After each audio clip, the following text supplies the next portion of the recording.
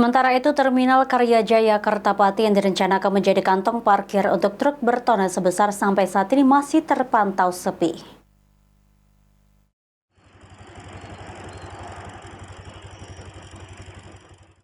Terminal Karyajaya yang terletak di Kecamatan Kertapati direncanakan oleh pemerintah Kota Palembang menjadi kantong parkir untuk kendaraan bertona sebesar.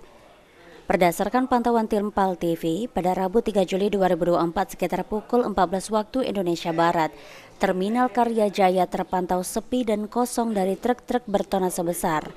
Selain itu juga terlihat hanya ada beberapa kendaraan pribadi yang terparkir di Terminal Karyajaya. Diketahui sebelumnya Kementerian Perhubungan telah mengizinkan pemerintah Kota Palembang untuk menggunakan Terminal Karyajaya sebagai kantong parkir untuk truk bertona sebesar. Hal tersebut telah sesuai dengan Perwali nomor 26 tahun 2019 bahwa kendaraan angkutan barang atau truk tidak boleh melintas di ruas jalan tertentu. Ilham Wahyudi, PAL TV.